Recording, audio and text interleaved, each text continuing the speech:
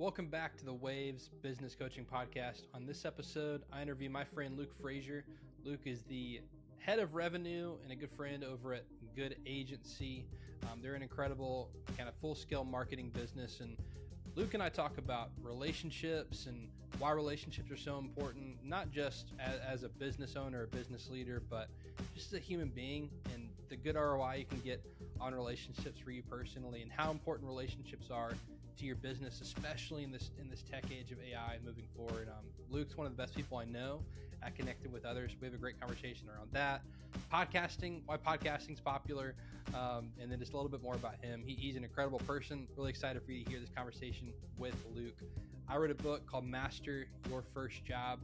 This book is the remarkable path from first day to first promotion. It's the book that every young employee needs and every employer wishes they had. It's got some great tools and resources for young people that are working at one of their first jobs, whether they're out of high school, just out of college, getting into the corporate world for the first time, working at a fast food restaurant, as a barista, as a contractor, whatever it might be. There's something in there for every young person. I'd love to give you this book for free.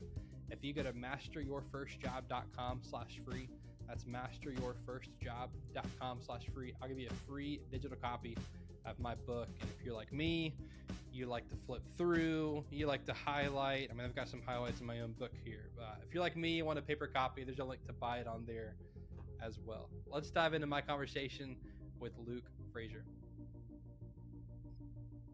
Luke, thanks so much for being on the Waves Business Coaching Podcast. I'd love for you to share a little bit about you and your story. Yeah, man. Thanks for having me on, Jacob. I am ready to ride the waves of There you our go. journey here. Yeah, there you go.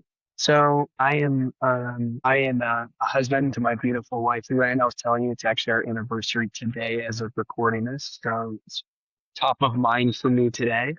We've got a 2.5-year-old and a 6-month-old boy, or 2-year boy, 6-month-old girl. And then I am currently sit as the head of revenue for Good Agency. We're a full service marketing agency that really looks to partner with companies that are trying to do good business in the world and trying to be found for the good work that they do. We work with a lot of service based companies, and it fits very well for me because I have probably just over a decade of experience in some version of hospitality, ministry, for-profit, or nonprofit. I started in the world of podcasting that bled sort of naturally into the world of marketing, brand strategy, specialization, and then bounced around to starting different nonprofits and for-profits in the mix there. Grew up in Philly, which brought me out here to Austin, some of the work that I was doing. And out here, I met my wife, starting my own business eventually that was just focused on brand strategy for a couple of years. And that led me to actually meet Clay, the founder of Good Agency. You and I both know Clay Vaughn. Met with him, you can tell my later, but met with him to just networking for my business. Eventually, he asked me to join their company. And yeah, I've been here about a year and a half. And then my wife and I also serve as the kids director of family ministries at our church as well. That's awesome. We have a lot of similarities. I've also got 2 kids. Happy anniversary. How many years Thank have you. y'all been married? This is 5 years 5 and years. been together 7. There you go. My wife also last year got out of working in church ministry from the time she was out of high school through last year. So I've had the Nice. spouse work at a church, which is awesome. I do want to get to you leaving your own business and working for Clay. I did have a question though, because you mentioned this pre-show, and I guess I just let it slip. Podcasting. What was your first podcast that kind of got you into that world? Because you said 10, 12 years. That sounds like a long time ago. No one was really doing it 10 or 12 years ago as easy as Yeah. you and I are through Riverside today. And if they were doing it, they were probably putting a bunch of money into it or paying a lot of people. And so, yeah, about 12 years ago now, I think, I got really curious about it. I was just coming out of college at that point, or maybe I was still in college, and knew I wanted to build something. And so I figured the best way that I could do that was just go interview a bunch of entrepreneurs and creatives um, and other kinds of people and just figure out what they felt like their purpose in life was, how they built what they built. And so I was just very curious about all that. And so actually the very first, I had none of this planned and set up. The very first conversation, I took my phone out to record the conversation because I thought I was going to write a blog afterwards. And after the conversation, the guest was like, dude, that was awesome. Why don't you just share that? And I was like, heck yeah, I don't want to write anything. There was no AI back then. There was no transcripts. Like I would have had to hand write everything. Yep. So, but because of that, I learned that first original podcast. I learned how to, I ran it straight for like 5 to 7 years, almost one episode a week. And, I just learned in person and virtual how to connect with people, how to tell stories and how to have good conversation. And along the way, I had people start to ask me to do it for their business and then to build websites and then to do all these other marketing things. And I had to learn them along the way because back then you had to build a custom WordPress site to connect an RSS feed to either something like Bluehost or I can't remember. Like there was like three other versions of Yeah. Podbean, and there was a few. There's something Sprout, and they're probably still out there, Buzzsprout. but now Buzzsprout. But now everyone just uses Spotify, and Riverside. And so anyway, the distribution I had to figure all that out. I had to do a lot of that at the time, and because of it, the businesses that I started to connect with wanted the same. A funny side story out of this is that I also there was about a year and a half where I was a barber while I was doing the podcast, and I got that job because I was had interviewed the owner of this like huge barber conglomerate in Philly, and it was kind of high end stuff, and so it was really funny. It was just like a hobby of mine on the side, cutting hair, and so never got a license, but I recorded a podcast, and they gave me a job. So anyway, as I look about it and think about it, like podcasting was just this entry level sort of masterclass to me to figure out how do I build really good relationships and then how do I sell myself. Because honestly, as I look at my life, like I've never been radically amazing at anything. I'm not a crazy good coder. I'm not, brilliant, creative. I'm like artist or something like that. I am phenomenal with people. I know how to meet people where they're at. I know how to communicate well, and it served me very well throughout my life so far.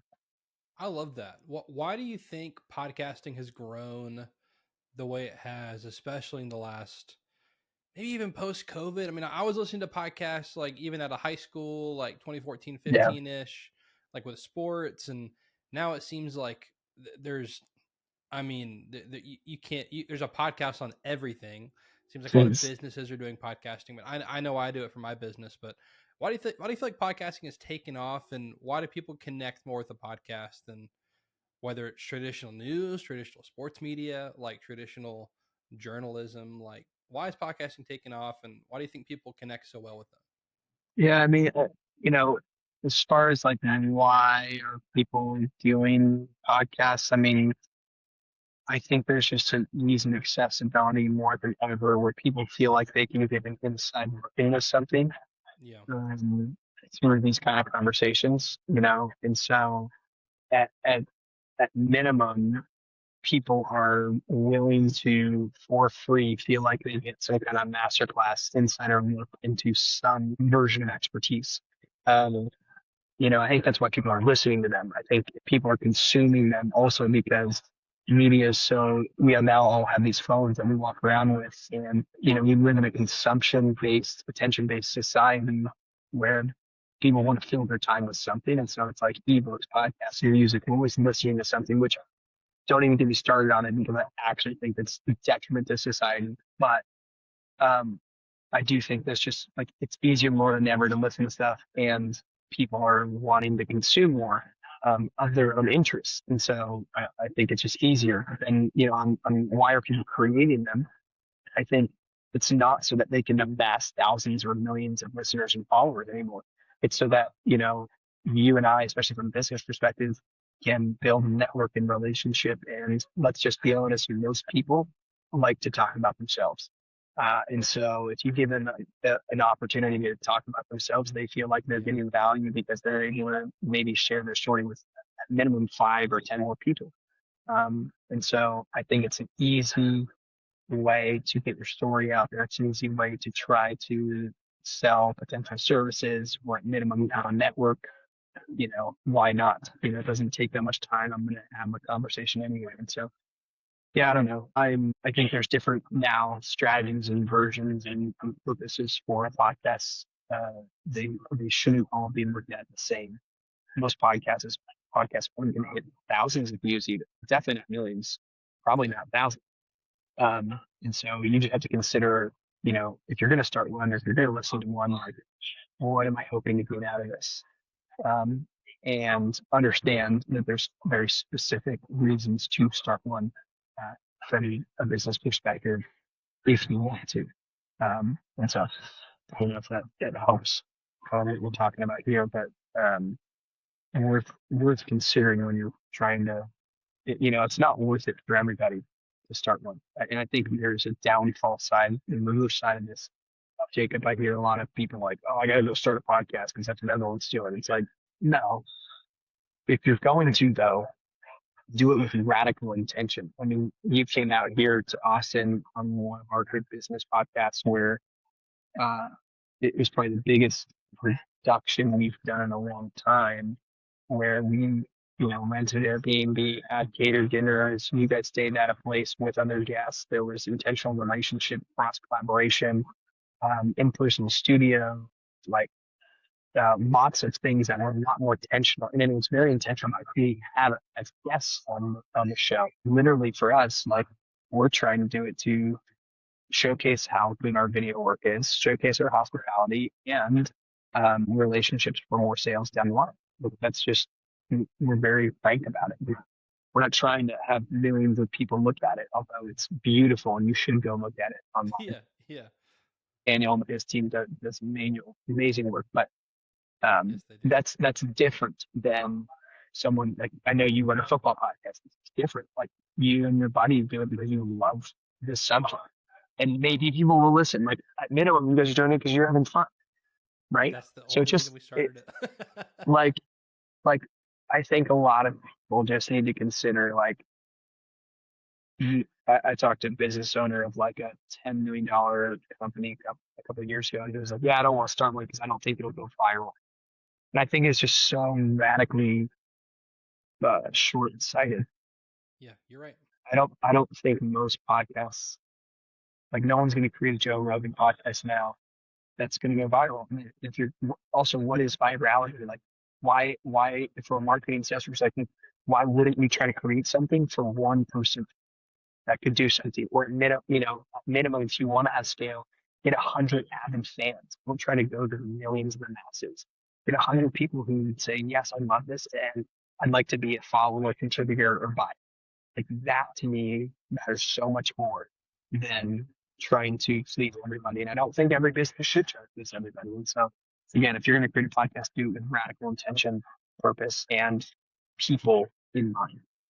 I love that. This kind of blends into something I want to talk to you about, which is just something I think you're phenomenal about. And I think you hit it there is I think you are phenomenal at connection and building relationships and talking to people. And I think that podcasts are a way to do that.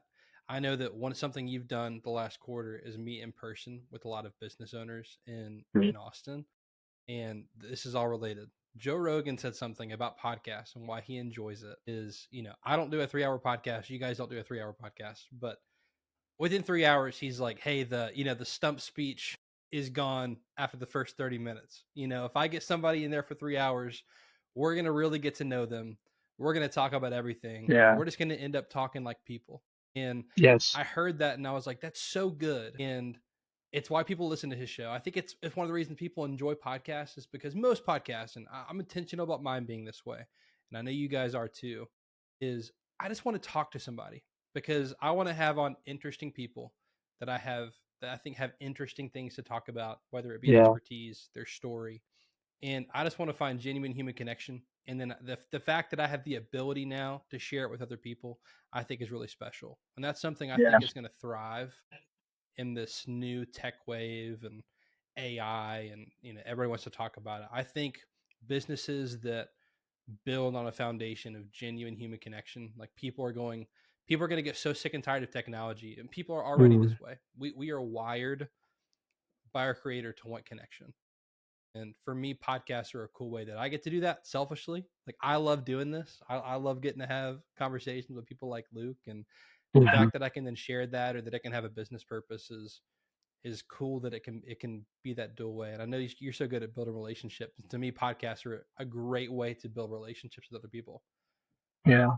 Well, especially from a business perspective, if anyone out there runs a business or has, is a part of a business, especially in the marketing and sales side, it's just a low hanging fruit kind of action and opportunity to do exactly what you're saying about relationship. And the best, especially from a sales perspective, the best sales that I ever had in business started in some form of relationship that, to your point, broke past the standard, niceties, broke Yeah. past the standard corporate room talk. And they got into like, yeah, my wife and I are having this anniversary. And then you start talking about marriage, and you talk about kids, and you talk about, the dogs you like, and you talk about the struggles you've endured.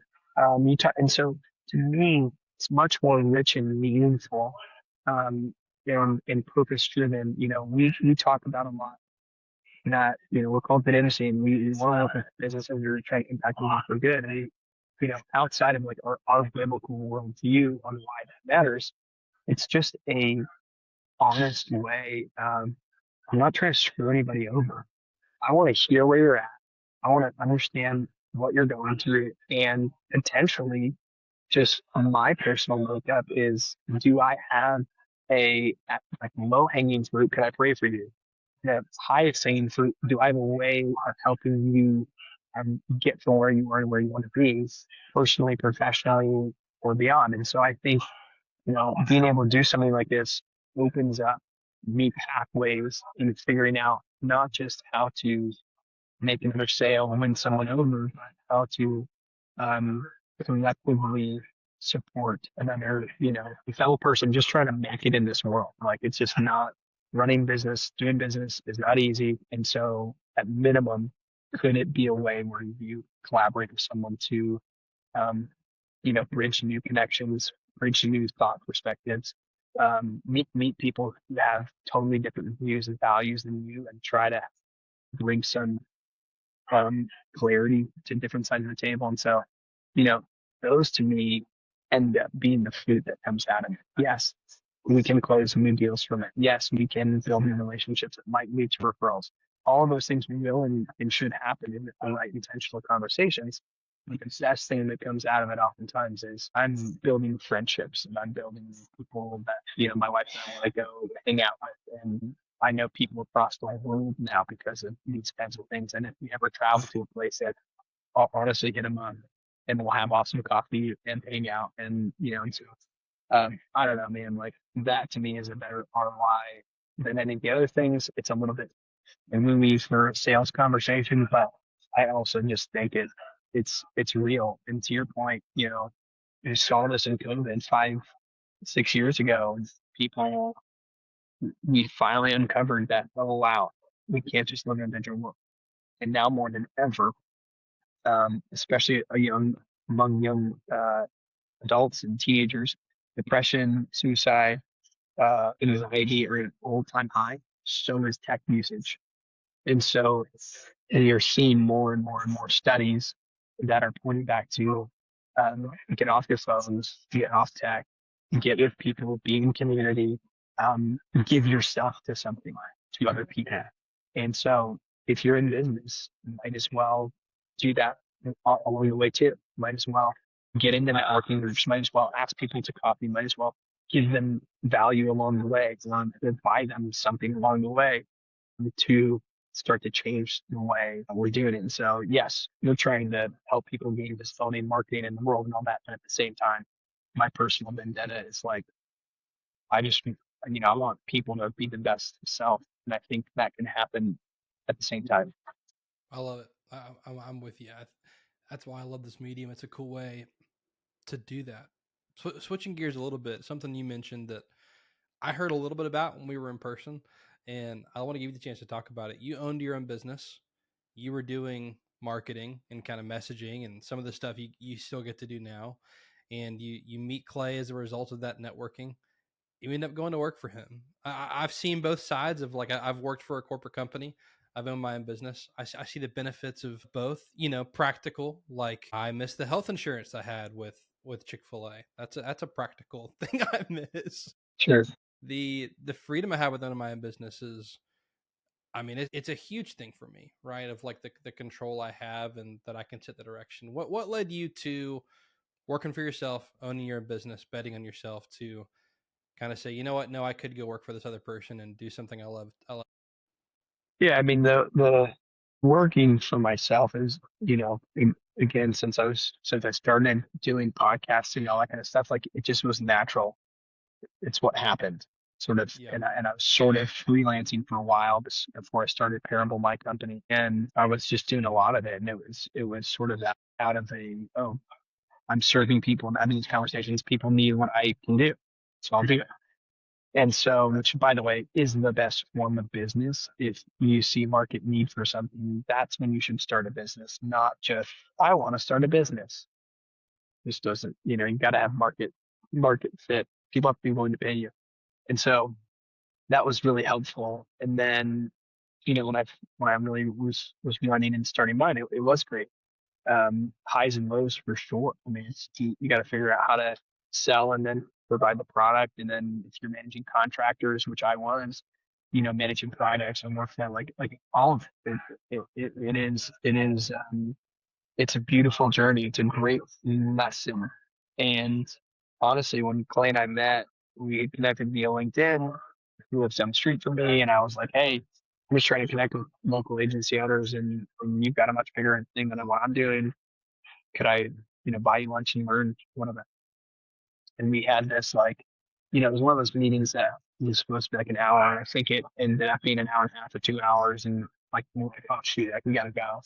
But it was all relational, faith journey, marriage, business journey. We talked about everything. It was so pure and so good. And we had a really good connection. At the end of it, he was like, "Hey, I don't know if you're considering, but we're hiring for this role. Like, we need someone to come on our leadership team and really run sales and strategy." And like we both laughed afterwards, like that. And I talked to my wife about it when I got home, and she was like, "Well, did you tell him yes?" And I was like, "I'm just running my own thing. Like, why would I go down that road?" And we thought and prayed about it a little bit more. And I was like, you know what? I do miss, you know, running the same direction with people. There are so many aspects of my business I love, and so many aspects I cannot love. Running the admin, the project management. Like Abby, who you've met, is on our leadership team, gave me feedback last quarter that I'm not great with details, which is true. I just love skimming over things and just assuming, like, let's just go big picture and make the thing happen and vision and whatever. And so there's a lot of things I do. And so I'll go for it. Worst case scenario is that I don't get it and I keep running a business. And it was like a 2 month, pretty intensive process. And we did it. And they offered it to me. I was like, it felt like an easy piece of yes, I'll do this. And so I spent about 5 months onboarding with them and heading my client name with Parable. And remember talking with someone named Elliot Long, which I connected with on LinkedIn. She ran her own design agency, and I think she's in Greenville. And I remember talking to her because she ran her own design agency, and then we got hired as an agency. And I actually gave her a call during the process. It was like, "How is it for you? Like, what was it like leaving your own home and now working for somebody? And like, how do you feel about that?" And it was cool talking to someone else who's done it first. And one of the things that I realized was, Jake, no one's ever looked at my resume, and no one's ever asked what kind of qualifications have you had. Do you know what they have done? They've looked at what I've built and then they call people I've worked with. And that has gotten me every success I've ever had. Yeah. And I think the Lord has worked beautiful ways there. And it's most my goal in life is that no one ever looks at my resume ever again. They just look Absolutely. at the work, they look at the work, and they look at the people I've worked with. And I've worked with some really amazing people, from like G2 Stadium here in Austin to G Aviation to Boys and Girls Club to a bunch of smaller businesses and everyone in between. And so for me, this transition was fairly easy and encouraging. I would have never been able to apply for this position had I not experienced run my own thing. To me, that was the deal. I ran my own thing. I know what it's like to be an owner, which actually makes me a better employee because I feel the tension of invoices and payments and when the email comes through, the ability to respond as quickly as possible. Like the bar is so low right now in communication that people will wait for days. Right. And so I feel that person alongside Clay and Abby, our leadership team here. And so I think it came from the fact that I own my own business. If I not had my own business, I wouldn't have cared as much. And so I think it's a real value, and I would encourage people if they've ever owned a business and feel like they see money back and forth, like you, like it's, it's overly glorified to own your own business because it's different, especially if you have kids and a family and you kind of provide for people, maybe employees. And so, I honor what Clay does, and I know it's not an easy journey, which is why I'm grateful to support him alongside of it and take a portion of that load. And so to me, it feels like, of course, this is the journey God had me on. And, it doesn't mean I won't ever own something in the future, have a little side thing in the future. But I think at the end of the day, um, all of what I learned is, being where my feet are, being being as a dad's husband, being what my family needs from me, and then also just being obedient to what God wants from me. And I feel like this is currently, and the decision when coming is doing this is that that's what he wanted. And so I have no qualms about it. Interestingly enough, a couple months into me joining, there had been a lot of transition. We had changed a lot of service offerings. Some clients had, more clients had left and protected. And one person was like, uh, do you regret leaving your company, like your own company? And I just like, dude, I made this, man, this just helped my wife and I and make a decision and make a commitment. And yes, yes, yes, no, no, no. And so I'm not like, this is where I am right now. And I'm not gonna get scared and leave because 3 months in things have changed. I get it. I understand business. I understand it's nothing's proven. So I'm conservative from that perspective, but I'm optimistic that we can make this work. And so I think that's just been my attitude and journey. And uh, I think I don't know, more people need to figure out how to be a really great employee before they can figure out how to run a really good business. And I would encourage people to see both sides, because it's really important to, not one of my favorite books ever was E-Myth Revisited by Michael Gerber, and it's one of the first business books I ever read. And it really taught me that, like, just because you're good at your job doesn't mean you can run a business. Another good one talks about those traction with EOS. I think at the end of the day, if you are a good operator, doesn't mean you're going to be a great business owner. And you just have to come to terms with that. I love people. I love selling. I love conversation. I love strategy. I'm really good at those things. I'm not good at the rest. And so for me to be in this position right now, is fitting.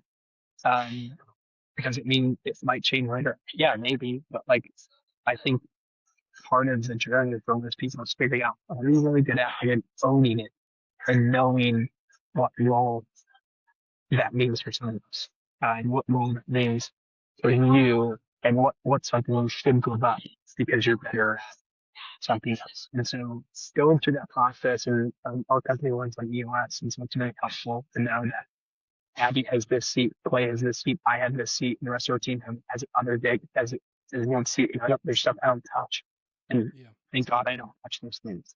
because other people are way better at it. And so it's something that I've just learned over time that, God's given each of us a certain gift.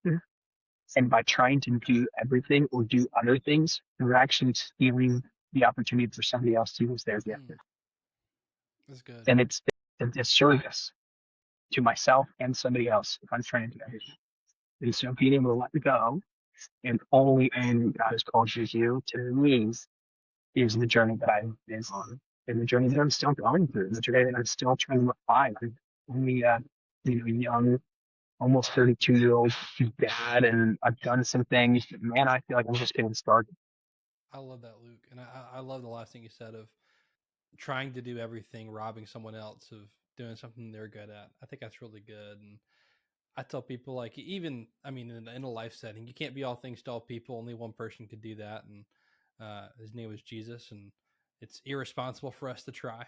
So why don't we lean into what we're good at? I mean, I tell young people too, like, I love working with high schoolers and college students. And of course, I wrote the book to that audience. And I'm like, if you can find where you have God given talent and Mm-hmm. God given passion and energy, and find a role where those two things can intersect, like go and do that forever. And that role might, that specific role might change. And I'm like, if you can find something to make money where you're like, you have God given talents and you have, use a Kirby Smartism, fire, passion, and energy behind it.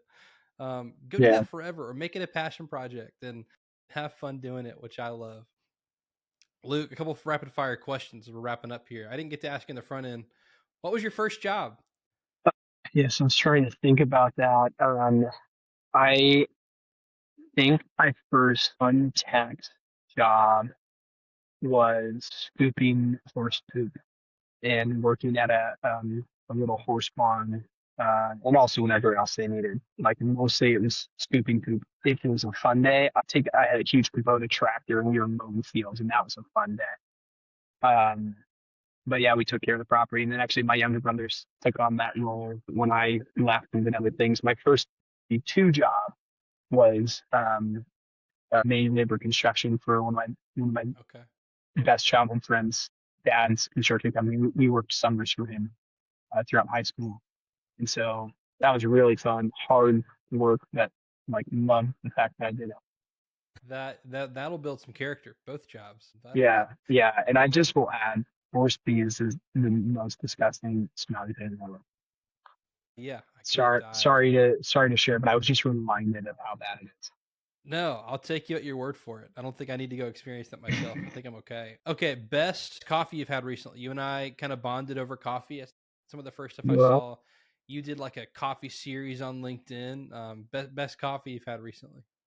Jacob, I finally, for 7 years, it's my emoji next to my name on a cactus, and it's because of my wife. My ring is a cactus. My wife has cactus tattoos. We got married in Sedona, Arizona. It was a thing, and Paramount was a cactus thing. Finally, a few weeks ago, from recording this podcast, I changed it to coffee. I saw it. LinkedIn. Yeah, no, big deal, big news, everybody. Big deal. My favorite, I don't know.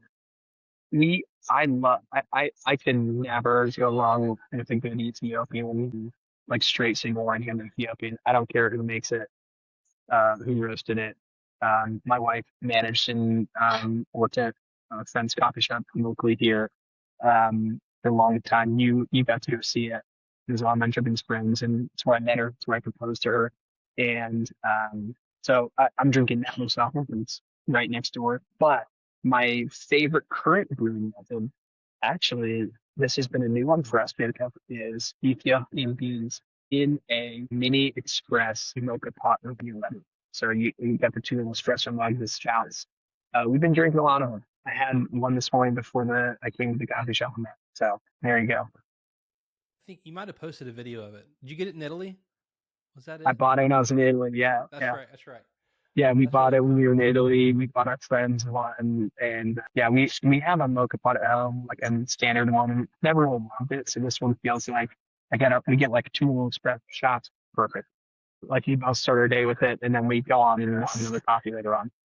Okay, two more questions, Luke. Best book you've read recently. I'm going to start There will be a link in the episode description. This is new to this year. Yeah. This is gonna Yeah. air in 2026. I'm gonna Okay. make a list of recommended books. So, favorite books you've Okay. read recently? Yeah. On the personal, spiritual, family side, Habits in the Household, which I seen a little early. On the business side, I read it a little while ago. Never Split the Difference by Chris. Never read that one. I've had it recommended by a lot of people. I've never read it. +1 on Habits of the Household, though. Yeah, both phenomenal, fun books. Also, I'll throw this one on Jacob because I just don't read fiction books. I read Heinz Feet Heinz, Heinz Feet for High Places. You're in high places. It's an older one. It's sort of a fable on like your journey with God, and phenomenal book as well. I love it. Luke, thank you so much for doing this. Where can people connect with you, find you, work with you and Good Agency if they want to? Where can they do that? Yeah, man, best place honestly is just LinkedIn. Luke Frazier, probably got a coffee cup and a mustache that you'll see. Right. I shaved my head for a bit, but the hair's coming back, so you'll notice it. Yeah, that's the best place to connect with us, connect with me, connect with Good Agency, and beyond. I love it. Luke, thank you so much for doing this. It was great having you on Waves Business Coaching. Thanks so much for the opportunity, bro. Thank you all so much for watching and listening to this episode. Take care.